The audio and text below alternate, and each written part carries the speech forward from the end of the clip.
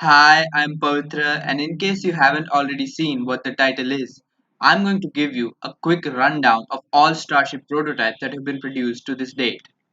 For those of you who don't know what Starship is, it is a fully reusable rocket launch vehicle proposed by SpaceX to bring down the cost of space travel.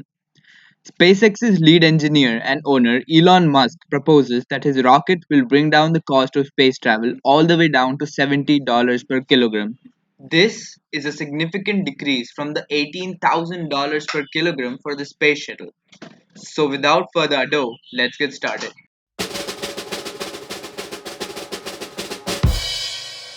The first ever Starship prototype to be produced was the Starhopper.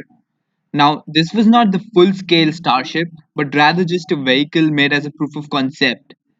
Its job was to prove that what SpaceX was proposing was even possible.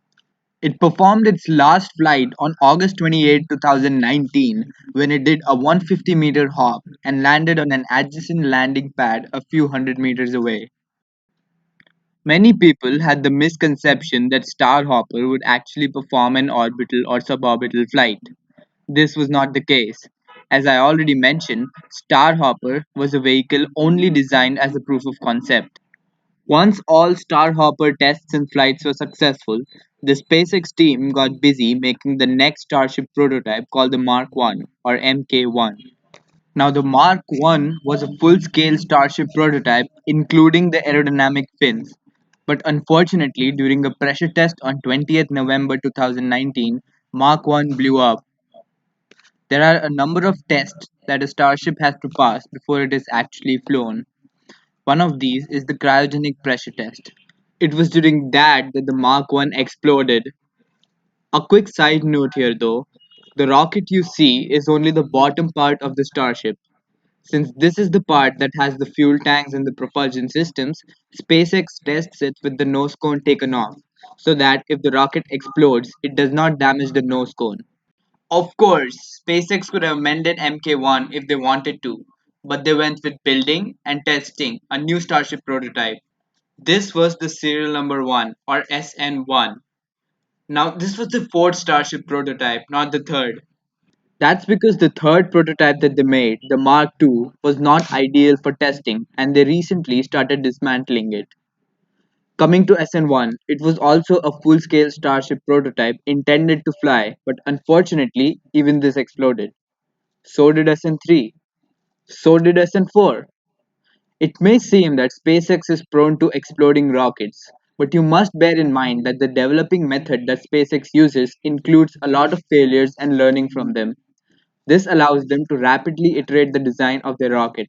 In case you're wondering what happened to SN2, it was just a test tank which SpaceX successfully pressure tested and it's probably living its retirement in a rocket shipyard right now. So, anyways, the next Starship prototype that SpaceX tested was the SN7 test tank. And as you might have already guessed, it exploded twice. It is important to note, however, that both of those tests were tests to destruction, meaning that they increased the pressure inside the tank until it ruptured. This was done to find out what is the maximum pressure that these tanks could hold. In case you are curious, the first test reached a pressure of 7.6 bar before leaking, and the test tank was mended. And in the second pressure test, the test tank reached a maximum of 8.6 bar before rupturing from the bottom. It's quite a marvelous sight to see the test article lift off as the liquid nitrogen rushes out of it from the bottom. Now, while the SN7 was being tested, the SN5 and SN6 Starship prototypes, which were both the full scale versions, were lounging in the midbay, and only recently has SN5 come out of it and started the testing procedure. It is still being tested as of the making of this video, and yes, it is planned to fly and do the same 150-meter hop that Starhopper did almost an year ago. It might as well be that by the time this video is published, it would have either exploded or performed that 150-meter hop successfully. In that case, stick around till the end of the video as I may be adding a post-credit scene updating you on this. And as I already said, the SN6 full-scale Starship prototype is currently in the mid-bay, patiently awaiting its turn to be tested and flown/exploded. Now, before I end this video, I want to mention some interesting stuff that's been going on at the Boca Chica launch site. First of all, this massive blue crane that's being called the Bluezilla has recently been erected on the site. Its job for now seems to be helping with the construction of the high bay intended for the super heavy development. To put the size of this monster into perspective, you should be able to see a pickup truck at the bottom of this picture if you look closely enough. And here's a fun fact: Bluezilla is actually bigger than Godzilla.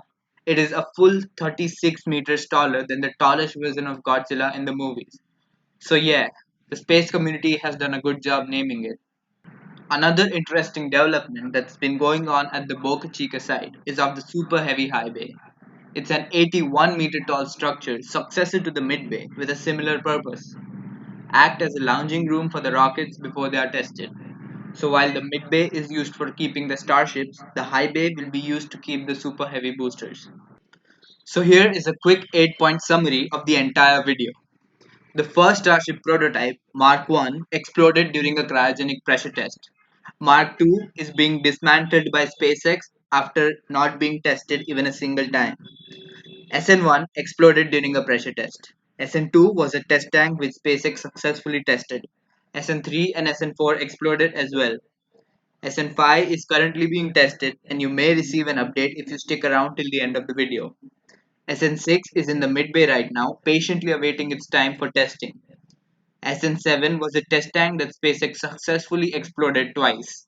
Bluezilla is a monster of a crane helping in the construction of another monster of a high bay which is 81 meters tall and will be used to store the super heavy booster. So this does it for this video.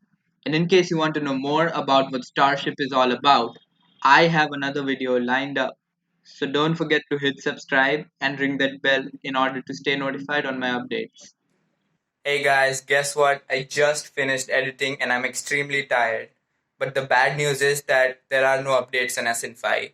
A static fire is incredibly imminent though, so you might get to see one soon after this video is published. So, fingers crossed, see you later.